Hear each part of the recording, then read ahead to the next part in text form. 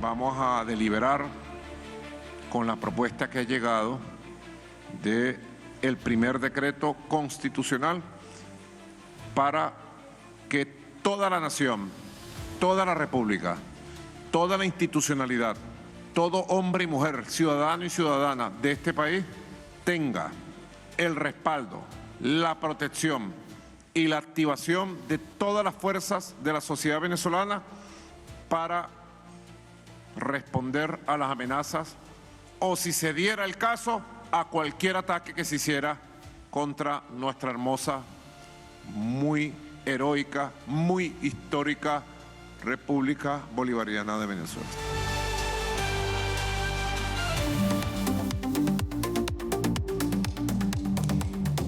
Venezuela avanza en esa insistente marcha de preservar la paz y la tranquilidad que el imperio norteamericano de manera abierta y franca quiere socavar. Y por eso es importante que miremos algunas de esas medidas que ya se están enunciando, que ya se están mencionando, como lo ha hecho el presidente Nicolás Maduro Moros, quien declaró justamente que se está evaluando activar, óigase bien, evaluando, activar el estado de conmoción exterior en todo el territorio nacional. Una medida excepcional que además es constitucional y está contemplada en el artículo 338 de nuestra Carta Magna, que se reserva para momentos de grave amenaza externa contra la seguridad de la nación. El contexto no es menor. Tenemos el despliegue militar de Estados Unidos en aguas del Caribe, con la presencia de buques de guerra, misiles, submarino nuclear, representando así una agresión directa contra Venezuela. El Ejecutivo venezolano ha calificado entonces esta presencia como una provocación que amerita una respuesta institucional y ciudadana. Es por ello la importancia que ha tenido entonces este Consejo de Estado de la Nación, que ha mencionado y ha comentado a todo el país, en cabeza del presidente Nicolás Maduro Moros, esa evaluación, deliberación que se está haciendo para hacer un primer decreto de conmoción exterior. Pero ¿qué implica realmente este decreto? Vamos a verlo de inmediato, algunos datos de interés y por supuesto basándonos en el artículo 337 de la Constitución de la República Bolivariana de Venezuela. Ya lo aprecian ustedes en pantalla, y es que el estado de excepción puede ser decretado por el presidente o presidenta de la República en Consejo de Ministros, cuando ocurren circunstancias graves de orden social, económico, político, natural o ecológico que afecten la seguridad de la nación, de sus instituciones o de sus ciudadanos y ciudadanas. Este mecanismo se activa cuando las facultades ordinarias del Estado resultan insuficientes para enfrentar la situación del momento. Bajo ese régimen puede restringirse temporalmente algunas garantías constitucionales, y de esto vamos a ampliar en detalle más adelante en nuestro respectivo análisis y con nuestro invitado. Pero atención, hay derechos que no pueden ser suspendidos bajo ninguna circunstancia, entre ellos el derecho a la vida, al debido proceso, a la información y todos los derechos humanos considerados intangibles. Además, se prohíbe expresamente la incomunicación y la tortura. Vemos entonces estos datos importantes que están planteados en el artículo 337 de la Constitución cuando se habla de un estado de excepción. Y de allí que miremos ahora lo que dice el artículo 338, que define justamente cuáles son los tipos de estado de excepción: alarma, emergencia económica, conmoción interior y conmoción exterior, que es el tema que hoy nos convoca en este espacio. El estado de conmoción exterior es el que se evalúa, activar por el Ejecutivo, se aplica en caso de que el conflicto externo ponga en peligro la seguridad de la nación, de sus ciudadanos o ciudadanas y de las instituciones. Este estado de conmoción exterior puede prolongarse hasta por 90 días y ser prorrogado por otros 90 más. La aprobación de la misma, de esa prórroga, corresponde directamente a la Asamblea Nacional. Las medidas que pueden adoptarse bajo este régimen están reguladas por la Ley Orgánica sobre estados de excepción, que justamente establece los límites y los alcances de esta figura constitucional. Vean ustedes entonces cómo la Constitución y las leyes, cómo existe todo un andamiaje jurídico, disculpen aquí el enredo, pero fíjense ustedes que toda esa trama jurídica permite entonces darle base legal a lo que ya ha mencionado el presidente Nicolás Maduro Moros como un primer decreto de conmoción exterior frente a las amenazas que son públicas y notorias por Estados Unidos. Y justamente en ese escenario es entonces que se da toda esta mirada legal que nos corresponde a nosotros analizar, y por eso en la próxima parte vamos a tener como invitado al doctor Jesús David Rojas, con quien justamente vamos a analizar con el invitado justamente este tema de interés. Él es abogado, maneja todo el derecho penal internacional y también es analista internacional. De allí la importancia que con él podamos compartir este análisis tan importante en estos momentos donde hay mucha confusión. ¿Qué significa esto de estado de conmoción exterior? ¿Qué significa se suspenderán las garantías? ¿Qué tan cierto es esto? ¿Cuál es el límite? ¿Cuáles son los alcances de darse ese escenario? Es lo que vamos a analizar en la próxima parte. Por lo pronto, la invitación es a que nos sigan por redes sociales, @soykatyvega, también me pueden encontrar como @claramentebzla en todas las redes sociales y en nuestro canal en Telegram como Claramente. Hacemos esta pausa necesaria, al regreso estaremos con nuestro invitado analizando este y otros temas de interés nacional e internacional.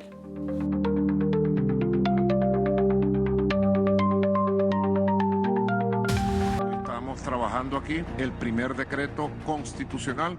Con la mira puesta en la defensa del pueblo, el presidente Nicolás Maduro hizo un llamado histórico al Consejo Nacional por la Soberanía y la Paz.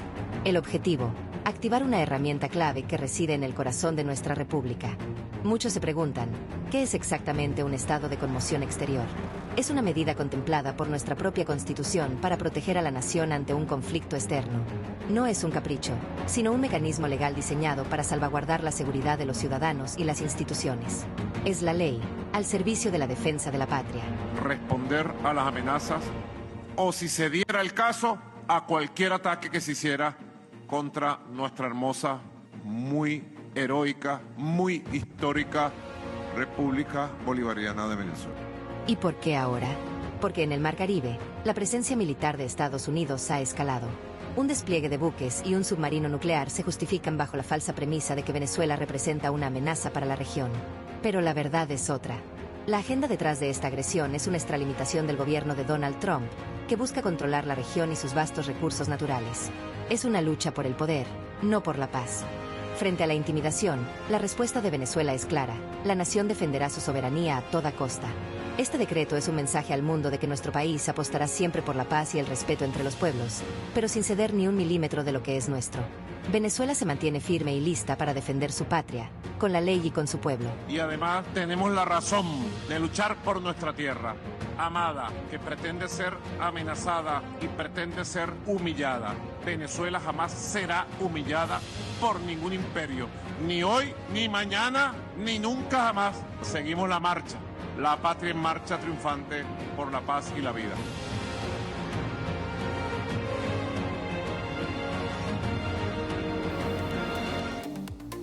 Estamos de vuelta desde el Estudio 4 de Venezolana de Televisión, totalmente en vivo para Venezuela y el mundo. Y hoy más que nunca corresponde que el mundo nos vea y pueda enterarse de este análisis que vamos a estar desarrollando a partir de este momento con nuestro invitado que mencionamos en la parte anterior, el doctor Jesús David Rojas. Bienvenido a este programa. Gracias, Clara. Gracias por la invitación y gracias a los venezolanos por darme esta oportunidad. Doctor, fíjese que ya hemos hecho una abreboca del tema que hoy nos convoca a este espacio y tiene que ver con lo que ya decía el presidente Nicolás Maduro Moros en ese Consejo de Estado de la Nación con respecto a esa evaluación que se está haciendo de un primer decreto de conmoción exterior. Ya hemos dado nosotros algunos datos al principio del programa, pero para quienes hasta ahora igual están sintonizando nuestra señal, puedan ya darse por enterado del tema que nos compete y mirar entonces cuando se habla de ese estado de conmoción exterior, exactamente de qué estamos hablando y si realmente aplica hoy día en Venezuela. Bueno, en primer lugar, Venezuela no solamente tiene un andamiaje jurídico que involucra a los estados de excepción, sino una estructura jurídica creada a partir del año 99, donde el pueblo es el protagonista. En principio, la soberanía, como dice la Constitución, reside en el pueblo. Y con los actos previos a este posible decreto dictado por el presidente, ya el presidente ha convocado a la población a alistarse y ha tenido una aceptación generalizada. Con lo cual el pueblo está consciente de la amenaza que se cierne con una flota en nuestras costas, similar a la que se hizo contra Cipriano Castro en 1900. Tenemos que prepararnos, como decía un pensador romano, el que quiere la paz se tiene que preparar para la guerra. Ahorita estamos en una situación de prever cualquier situación, como lo dijo el ciudadano presidente en la reunión del Consejo de Estado. Ahorita él evaluará en el momento en que ese decreto sea necesario dictarlo. Pero es necesario hacer las consultas necesarias, porque desde el año 99 se impone un gobierno que consulte a la población. Nada se hace de espaldas al pueblo. Todo se consulta, todo se mide e inclusive el presidente invocó que las personas debían hacer aportes para ver qué necesitamos prever en una situación de calamidad. En ese marco, la Constitución y la Ley de Estado de Excepción autoriza al presidente a decretarlas cuando hay conmoción exterior. Además de tener esta flota frente a nuestras costas, el ciudadano presidente de los Estados Unidos se permitió decir en la Asamblea General de la ONU que iba a destruir a Venezuela. Eso es una amenaza grave, siendo el comandante jefe de los barcos que están enfrente. A lo cual Venezuela ya en su historia y en nuestro nacimiento nos tocó derrotar al mayor imperio del siglo XIX, que era el Imperio Español. Nosotros no buscamos guerra, nosotros declaramos en nuestra Constitución que somos un país de paz. Propusimos en la CELAC, y así se aprobó, que Latinoamérica fuera decretada una zona de paz, pero siempre hay personas que no son latinoamericanos y que pretenden someternos como se sometieron a nuestros pueblos durante tiempo atrás.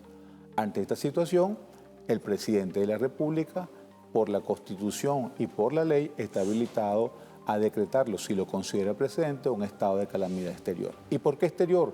Porque la amenaza viene de afuera. No está ocurriendo nada en Venezuela que justifique o que exceda los poderes que normalmente está atribuido por la Constitución y las leyes al poder público, en cualquiera de sus ramas. La amenaza viene de afuera. Se nos pretende chantajear, se nos pretende vejar, se nos pretende llamar mentirosos, se pretende desconocer las investigaciones que hacen las Naciones Unidas. El presidente Trump dijo que las Naciones Unidas no servía para nada, porque además el teleprompter se le dañó, la escalera mecánica se detuvo y el audio de la Asamblea General no fue el mejor. Yo creo que esas son señales que el presidente Trump debe tomar antes de tomar una decisión respecto a Venezuela. Constitucionalmente, Venezuela puede suspender, el presidente puede suspender garantías constitucionales. Como tú lo dijiste muy bien, hay unas garantías que no se pueden suspender. El derecho a la vida, el debido proceso, la igualdad ante la ley, no pueden suspenderse. Y todos los derechos humanos intangibles. Pero puede ser necesario que algunos procedimientos o algunas garantías sean suspendidas. Porque no es lo mismo, como dicen los maracuchos, no es lo mismo invocar al diablo que verlo venir. En las situaciones diarias, nuestras Fuerzas Armadas, que son el pueblo uniformado, nosotros tenemos que estar orgullosos de tener una Fuerza Armada que tiene el color del pueblo, el sentir del pueblo, está preparada para ejercer su defensa en defensa de la soberanía. Y hay actividades como, por ejemplo, la requisición de materiales y equipos que puede ser necesario utilizar, y la ley de estado de excepción autoriza esa situación. Una de las acciones que dice la ley es que la calamidad es cuando esté en peligro la seguridad de la nación. Ajá. Entonces eso debe entenderse en el marco de la Ley Orgánica de la Seguridad de la Nación, que tiene 7 ámbitos y que además establece una seguridad que no solo es militar, corresponde a todos los miembros, personas naturales y personas jurídicas, civiles y militares, venezolanos o extranjeros que tengan bienes en la República, defender la existencia de la República en la forma como nos la hemos dado en base a nuestra Constitución. Nosotros no estamos planteando, no se está planteando atropellar a ningún ciudadano en esa situación, pero sí se está planteando, y el presidente, como jefe de Estado, como jefe del Ejecutivo, como comandante jefe de las Fuerzas Armadas, y como servidor del pueblo, porque el presidente, eso se inauguró con el presidente Chávez, el presidente electo es el primer servidor del soberano, que es el pueblo. Está en la obligación de adoptar todas las medidas y prever todos los métodos para garantizar la existencia de la República, la existencia del sistema político que nos dimos, la vida y la vida de los venezolanos y la integridad territorial de la nación. Tomando en cuenta eso último que usted mencionaba, el hecho de la corresponsabilidad en la defensa y la seguridad de la nación, que está contemplado también en la Constitución y lo hemos discutido acá en estos espacios, es decir, que en un estado de conmoción exterior, el pueblo no se desarticula, por el contrario, viene a formar parte para poder garantizar que este decreto se cumpla. ¿Pudiéramos decirlo así? No, es al revés. El pueblo se defiende a sí mismo bajo las estructuras que la Constitución y las leyes nos dan. O sea, la Fuerza Armada no es alguien a quien el pueblo se supedita. El pueblo manda a la Fuerza Armada a ejercer la defensa de la República. El presidente de la República está autorizado a mediar, a considerar las circunstancias en virtud de las cuales él debe adoptar medidas y girar instrucciones a las Fuerzas Armadas, a las fuerzas policiales, al pueblo llano, como por ejemplo convocar a enrolarse en la milicia. Eso es una función del jefe de Estado. Y él lo hizo, y la respuesta del pueblo, coherente con la Constitución, fue: me alisto para ocupar el cargo en que la República o la patria me exija.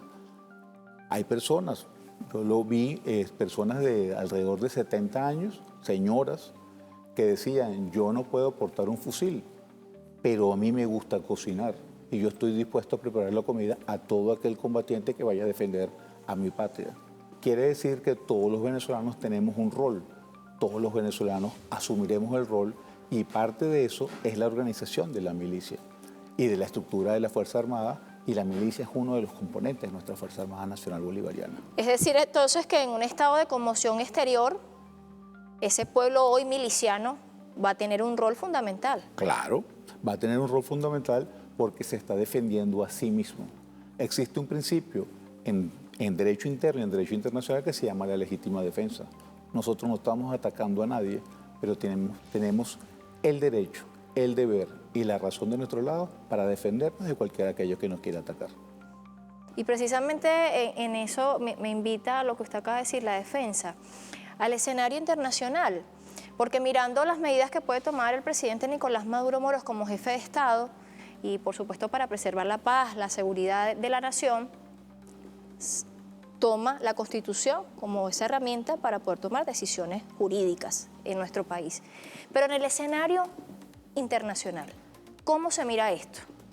¿Cómo se mira si Venezuela llegara a entrar en ese estado de conmoción exterior? Bueno, en el caso de América Latina, yo creo que si buscaban, como dijo el presidente Maduro respecto al pueblo venezolano, si buscaban dividir América Latina, la han unido. Porque América Latina tradicionalmente no ha sufrido las invasiones que ha sufrido, por ejemplo, el continente africano. Y el hecho de que invadan a Venezuela es un precedente para todas las demás repúblicas de que tengan recursos que Estados Unidos o el presidente Trump quiera tomar para tomarlos por la fuerza, sin negociar. Venezuela nunca se ha negado a suministrar petróleo. Estados Unidos impuso a sus empresas la prohibición de comprar petróleo venezolano. Paradójicamente, nosotros queremos venderle petróleo a los Estados Unidos, pero ellos no le dejan a sus empresas comprar petróleo. Entonces, si quieren los recursos, perfecto, es un medio lícito de comercio internacional de ejercerlo, pero quiere decir que lo que quieren no es comerciar el petróleo, lo que quieren es robarse el petróleo. Y toda persona sabe que el hurto o el robo, el quitar ilegítimamente la propiedad a una persona o a una nación para beneficio propio es un delito no solamente legal, es moral, ético, no es justo, porque quiere decir que usted no respeta las leyes. Y si usted no respeta las leyes, entonces ¿cómo va a pretender que los demás países de la comunidad internacional lo respeten? Yo no le deseo nada, ningún mal en lo personal, ni creo que la población venezolana al pueblo de los Estados Unidos. Pero creo que el pueblo de los Estados Unidos tiene el deber de controlar al presidente de los Estados Unidos porque él los representa. Y meterlos en una nueva guerra, a pesar de que se proclama como el presidente de la paz, es un peligro costando el premio Nobel. Y un riesgo además económico para la nación. Los Estados Unidos no está bien económicamente y toda guerra implica un gasto. Dicen un ex asesor de seguridad del presidente Biden que cada día que la flota de los Estados Unidos está en las costas es entre alrededor de 20 a 30 millones de dólares diarios. ¿Y por qué insistir entonces en estar allí? Bueno, porque a veces la arrogancia es una práctica natural a pesar de que sea mala consejera y esperan obtener mayor resultado. De hecho, el Congreso de los Estados Unidos le acaba de decir que el presupuesto se vence a finales de este mes, que ya está finalizando, y que si no tiene presupuesto en octubre, tiene que regresar los barcos a Estados Unidos, porque no hay presupuesto. No hay cómo pagarle a las tropas, no hay cómo comprarle la comida para que van a comer esas tropas que no están peleando. Entonces, ya inclusive desde el punto de vista interno, desde su propio partido, le están diciendo que el gasto que está haciendo en esta situación no se justifica. Y además, está cometiendo, lo han denunciado algunos senadores de los Estados Unidos, están ejecutando sin fórmula de juicio a unas personas en aguas internacionales, autorizado expresamente o así ha sido reconocido por el presidente Trump a través de su propia cadena de redes sociales. O sea, nadie la editó, él mismo es dueño de eso y él admite que él ordenó asesinar en principio a 11 y después en otras 2 embarcaciones a 3 en cada uno. Y al destruirlas, porque supuestamente eran narcotraficantes de un cartel, no dejó forma de interrogarlo, no dejó droga que verificar. Entonces hay que creer en la palabra del presidente Trump.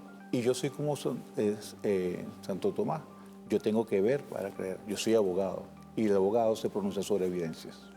Y fíjese qué bueno que usted menciona eso, doctor, porque justamente el presidente de Colombia, Gustavo Petro, elevaba su voz ante la Organización de Naciones Unidas en lo que ha sido esta nueva asamblea que se dio y tocaba este tema que quiero que de inmediato lo escuchemos para hacer el análisis al regreso. No quieren que se haga luz en la América Latina y llegue de nuevo la hora de los pueblos. Los jóvenes asesinados con misiles en el Caribe no eran del Tren de Aragua, que nadie quizás conozca aquí su nombre, ni de Hamas. Eran caribeños, posiblemente colombianos, y si fueron colombianos, con el perdón de quienes dominan las Naciones Unidas, debe abrirse proceso penal contra esos funcionarios que son de los Estados Unidos. Así se incluye el funcionario mayor que dio la orden, el presidente Trump, que permitió los disparos de los misiles contra los jóvenes que simplemente querían escapar. Ahí escuchamos al presidente de Colombia, Gustavo Petro, donde en el marco de ese contexto de esas lanchas que han sido atacadas por el gobierno estadounidense, abiertamente además Trump lo admitió frente a los mandatarios que estaban allí en la ONU, pero también ha dicho que va a continuar si se atraviesa alguien más, ¿no? Usted lo decía al principio, en una especie pues de amenaza. Han dicho también que no les importa lo que diga la ONU, que no les importa lo que diga la comunidad internacional. ¿Qué lógica tiene entonces esto que manifestaba el presidente Gustavo Petro? ¿Tiene cabida una investigación penal contra el jefe de Estado norteamericano? Mire, contra con todas las diferencias que yo pueda tener en lo personal con el presidente Donald Trump, coincido en algo que dijo en las Naciones Unidas. Las Naciones Unidas parece que es un cascarón vacío, porque no toma acciones, está produciendo un genocidio en pleno desarrollo, como diría Walter Martínez, y lo estamos viendo todos los días, más de 700 días masacrando a niños, a civiles, en base a justificaciones injustificables, porque un niño es un niño en cualquier parte del mundo y mutilarlo o dejarlo ciego o matarlo de hambre implica una crueldad asombrosa. Sin embargo, eso él lo ve como que es el ejercicio del derecho a la defensa de Estados Unidos del pueblo de Israel, que en ese periodo ha atacado a Irán, Siria, Jordania, Qatar y Líbano, además de Palestina. Entonces las Naciones Unidas lo ve y no dice nada. El presidente Petro acaba de dar ese discurso, señalando expresamente al presidente de los Estados Unidos como responsable de cooperar en el genocidio de Gaza y de pretender hacer algo similar en América Latina, y el secretario general mira para otro lado. Lo más que ha llegado a hacer la ONU, como lo dijo el mismo presidente Trump, es a que algunos empleados de las Naciones Unidas saboteen las escaleras eléctricas para que él no suba, le paren el teleprompter para que no pueda leer el discurso y le afecten el sonido de la Asamblea General para que no se pueda oír bien lo que él quiere decir. Quizás protegiéndolo, porque lo que él dice son cuestiones que solamente le diría a una persona que no tiene coherencia entre ser demócrata y ser líder de un país, a un criminal que está hablando que él le hace las cosas porque a él no le importa el ordenamiento jurídico internacional. Pero él se cree, él dice que él ha buscado la paz en 7 países. Ahora, ¿cómo la ha buscado si no respeta el derecho internacional? ¿Cómo la logra si usted no respeta el derecho? Hay un principio en derecho que se llama de la buena fe. Usted confía en la otra parte de que va a cumplir lo acordado, pero es que ellos no lo cumplen. Entonces, ¿cómo puedo yo negociar con alguien que no cumple su palabra? El presidente Maduro le acaba de mandar una carta directa al presidente Trump y dicen tanto la fiscal Bondi como la portavoz de la Casa Blanca y el mismo presidente Trump que estaba lleno de mentiras, y todos los hechos que el presidente Maduro señaló ahí tienen pruebas documentadas de lo que afirma. El asesinato de las lanchas, no hay evidencia en los informes de la ONU, no hay evidencia que Venezuela hay evidencias de narcotráfico en Venezuela o de suministro. Nos acusan de suministro de fentanilo y en Venezuela no se consume fentanilo ni se produce, que es algo que se produce en los mismos laboratorios de los Estados Unidos, en las mismas fábricas químicas en los Estados Unidos, pero él acusa a otros países, porque siempre es más fácil, parece, echarle la culpa a otro que asumir su propia realidad para transformarla. Y eso es lo que está haciendo el presidente de los Estados Unidos. Amenazó a la presidenta Claudia Sheinbaum de bombardear México. ¿En base a qué? En base a que ella tiene carteles, pero los carteles mandan la droga ¿a dónde? El primer consumidor de drogas del mundo es Estados Unidos. Yo estuve un periodo viviendo en los Estados Unidos y presencié la campaña contra el consumo de tabaco, que redujo sustancialmente el consumo de cigarrillos en los Estados Unidos. Entonces ellos tienen la capacidad para reducir por campañas de publicidad el consumo de droga. No lo hacen. El cartel de Fort Bragg está señalado como un cartel de drogas, donde operan las fuerzas especiales de los Estados Unidos. En la guerra de Vietnam, los muertos que venían en bolsas negras iban acompañadas con cargamentos de droga para ser distribuidas en los Estados Unidos. Eso lo hacían las mismas Fuerzas Armadas desde los años 60 y 70 durante la guerra de Vietnam. Entonces, cuando usted se acostumbra a vender una imagen y a ocultar los hechos históricos, cuando usted los devela, porque los papeles en los Estados Unidos se revelan, se desclasifican y la gente lo lee, no lo cree. El presidente Trump dijo que íbamos a mostrar la lista del señor que hacía fiestas en una isla del estado de Nueva York. Y de repente se le perdió después que la fiscal general lo tenía en su gaveta. para que no se hable de él como vinculado a esa situación. Entonces, la coherencia en la discusión quiere decir que pareciera, un término que se utilizaba en Venezuela, el presidente Trump puede estar creando un trapo rojo para distraer la atención de los problemas que él en lo personal puede tener con la justicia. Recordemos que el presidente Trump estuvo condenado, ya está condenado, está suspendida su ejecución de pena. Al día siguiente que él entregue la presidencia, tiene que ir a cumplir la condena a la cual fue sometido por los tribunales de los Estados Unidos. Trump viniera, o el presidente Trump parece que llegó a este mandato para develar, ¿no?, ese sistema que por años ha hecho cosas al margen de la ley, nadie dice nada, y ya hoy abiertamente no nos importa, ya lo dice, no nos importa lo que diga la ONU, no nos importa lo que diga la comunidad internacional, nosotros somos esto y seguiremos siendo esto. ¿Cuál es la alternativa? Porque pareciera desesperanzador ese mensaje cuando uno escucha a un señor como él decir que, bueno, que hagan lo que hagan, él va a seguir en su marcha agresiva, él va a seguir atacando, él va a seguir asesinando y no importa lo que digan los demás. ¿Cuál es la alternativa para poder ponerle freno a ese sistema que además está en decadencia y pareciera estar dando patadas de ahogado?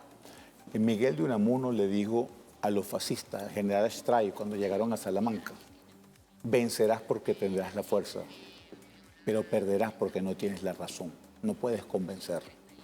Un tanto así le pasa al presidente Trump hoy en día. Tienen la fuerza, pero no tienen la razón. Y la alternativa, parece mentira, la alternativa es Venezuela. Porque Venezuela, desde el presidente Chávez, desde el Libro Azul, antes de la Constitución, luego plasmado en la Constitución, ha demostrado al mundo que hay una forma de hacer las cosas para el bienestar colectivo, no para el enriquecimiento de unos pocos. Por eso me atrevería a decir que el presidente Obama nos calificó como una amenaza inusual y extraordinaria. Él no pensaba que nos íbamos a atacarlos con misiles, sino que estábamos dando un ejemplo de que las cosas se pueden hacer de otra forma. Y la hemos estado haciendo en otra forma. Y el mayor orgullo para cualquier venezolano es que en una situación de amenaza, el pueblo venezolano se pone detrás del presidente de la República para defender las conquistas sociales. Eso es el mayor logro. En cambio, en otros países, el sistema cambia el presidente y todo lo logrado se pierde. Aquí el presidente Chávez murió y el presidente Maduro asumió y se ha seguido la misma línea de desarrollo. Y los planes de desarrollo han demostrado que siguen la misma línea para dar cada vez más beneficios al pueblo venezolano, al pueblo llano, al pueblo humilde. Por eso la alternativa es bolivariana. Y aunque ustedes no lo crean y suene así como a veces como propaganda, en África hay una región que se llama Sahel, constituido por unos países que son Burkina Faso, Mali y Níger, que han seguido a su propia forma el modelo chavista. Por medio de golpes de Estado, han recuperado la riqueza de sus pueblos que estaba sometido al colonialismo francés para desarrollar, dotar de educación y de mejores condiciones al pueblo de sus países. Han expulsado las tropas francesas. Quiere decir que nuestro modelo es el modelo de esperanza para todos los países del sur. A eso sí se le tiene miedo y nosotros somos la alternativa. Por eso es que también se ha dicho, y lo ha dicho el presidente Petro, también lo ha dicho el presidente Nicolás Maduro, la ALBA TCP, que una agresión contra Venezuela implicaría una agresión contra todo el continente, contra toda la región. Y él lo ha dicho, y yo me siento muy solidario con el presidente Petro, porque el presidente Petro ha reivindicado que los colombianos son también hijos de Bolívar, cuando hasta hace poco, hasta el gobierno anterior del presidente Petro, se decían que ellos eran santanderianos. En Ecuador hay una esperanza de que los hijos de Bolívar, ahora con las protestas que se están haciendo por el mal gobierno y con la amenaza de transformar la Constitución para no beneficiar al pueblo ecuatoriano, sino a las élites y al gobierno de los Estados Unidos, yo estoy seguro, confío en el pueblo ecuatoriano. En Perú hay protestas, también son hijos de Bolívar. Entonces, los pueblos están clamando ocupar su lugar. El el padre Camilo Torres decía, el pueblo tiene derecho al poder. La oligarquía verá si lo entrega en paz o lo entrega en violencia. Yo creo que nosotros somos un ejemplo. Nosotros en Venezuela conquistamos la transformación en paz. Hemos mantenido el proyecto de constitución del año 99 en absoluta paz, a pesar de algunos conflictos internos provocados desde el exterior. Pero nosotros, todo el país, a pesar de las sanciones, Venezuela crece en las cifras económicas. Hay mayor satisfacción de necesidades básicas. ¿Tenemos problemas? Sí los tenemos. Nosotros no somos perfectos, no aspiramos a serlo, pero aspiramos que tenemos unos problemas y nosotros decidimos la forma en que los solucionamos. No necesitamos lecciones de otros países, de otros contextos, que a lo mejor para ellos pueden ser válidos, pero para nosotros la opinión de una venezolana como tú, de todas las personas que están aquí, es más importante. Al presidente Maduro estoy seguro que la opinión del presidente Trump, porque él se ocupa de los Estados Unidos y como lo dijo el presidente Lula, él es el presidente de los Estados Unidos, no es el emperador del mundo. Ya tenemos que ir despidiendo, pero me gustaría que antes de que culminemos el espacio, doctor, usted pueda terminar de despejar la inquietud con respecto a este posible estado de conmoción exterior, porque en la región hay países como El Salvador, como Ecuador, que aplican estados de excepción. De hecho, el caso de El Salvador es de profundo análisis, sería para otro programa, que nada se parece a lo que plantea nuestra Constitución. Y eso puede generar confusión y miedo en quienes a esta hora nos puedan estar viendo y quieran saber, en ese caso de que aquí se decrete el estado de conmoción exterior, cuáles son las garantías realmente. Fíjate, en Ecuador, que ya tú lo mencionaste, en Perú, en Bolivia, cuando derrocaron al presidente Evo, se suspendieron las garantías y se masacró a las poblaciones que clamaban el regreso del presidente Evo. En Ecuador, ahorita están en plenas manifestaciones en virtud del aumento de los precios de los combustibles y suspendieron las garantías en casi todas las provincias de Ecuador y están reprimiendo a la gente, disparando con balas. En Venezuela, al presidente Chávez le dieron un golpe de Estado, tuvo menos de 48 horas detenido y ni siquiera en esa condición nosotros suspendimos derechos constitucionales. No los hemos suspendido nunca, pero la posibilidad depende de las circunstancias y eso le toca al ciudadano presidente de la República, al Consejo de Ministros, al alto mando militar, al alto mando político, evaluar las circunstancias y la oportunidad y evaluar si es necesario, porque a lo mejor nosotros podemos facilitar la ejecución de las órdenes del ciudadano presidente, pero a lo mejor no hay necesidad, porque si el pueblo asume su rol en defensa de su propio proyecto, nosotros no necesitamos suspender las garantías a ese mismo pueblo. Doctor, bueno, agradecidísima con su presencia y con su análisis. Nos permitimos ahora despedirlo a usted y por supuesto también a todos los que nos sintonizan hasta ahora y que disfrutaron pues de esta hora de programa donde hemos analizado y ofrecido algunos detalles en cuanto a ese posible decreto de estado de conmoción exterior, y digo posible porque hasta ahora no es un hecho, está en evaluación, se está deliberando el Consejo de Estado de la Nación, encabezado por el presidente Nicolás Maduro Moros. Tienen hoy esa tarea y por supuesto se conocerán detalles cuando así sea pertinente. Por ahora, el análisis para brindarles a ustedes información veraz y oportuna que les genere tranquilidad y paz, porque Venezuela lo que está haciendo hasta hoy es defender su soberanía, desde cada calle, desde cada comunidad, desde cada ciudadano y ciudadana que día a día a las agresiones contra nosotros los pescadores. Ya la pesca de atún está un poco detenida, no se está haciendo el trabajo como es por el temor de que los pescadores salgan heridos, bombardeados, tiroteados, aún muertos. ¿Qué está pasando en el Caribe? ¿Ataque legal o una masacre? En una reciente escalada de tensión, las fuerzas de Estados Unidos atacaron una embarcación en aguas internacionales, causando la muerte de 11 personas. Este acto ha desatado un debate crítico sobre la legalidad y la ética del uso de la fuerza. La pregunta clave es, ¿tenían el derecho de hacer esto? El acto es una clara violación a principios y tratados internacionales. Según el artículo 51 de la Carta de la ONU, el uso de la fuerza armada se justifica solo en defensa propia. En este caso, no existió un ataque ni una amenaza inminente contra las fuerzas estadounidenses. El Pacto Internacional de Derechos Civiles y Políticos prohíbe las ejecuciones arbitrarias. La sospecha de un delito no justifica la pena de muerte en el mar. El acto no solo quebrantó el derecho internacional, sino también el marco legal de Estados Unidos. La Constitución de los Estados Unidos, en su quinta enmienda, consagra el debido proceso, un derecho que protege a las personas de ser privadas de la vida sin un juicio justo. Además, la resolución sobre los poderes de guerra exige una autorización del Congreso para el uso de la fuerza. Esta autorización no existió, haciendo del ataque un acto ilegal. Entonces, este es un acto de barbarie, no de justicia. Lo que Estados Unidos presentó como un golpe contra el narcotráfico no es más que una masacre ilegal en aguas internacionales. Este acto viola el derecho internacional y sus propias leyes. Más grave aún, viola un principio humano fundamental, el derecho a la vida. Esto no fue justicia, fue barbarie. Es un acto imperial que, mientras se presenta como una muestra de fuerza, desenmascara la doble moral de la administración de Washington. Hablan de democracia y derechos humanos, mientras practican ejecuciones sumarias en el mar.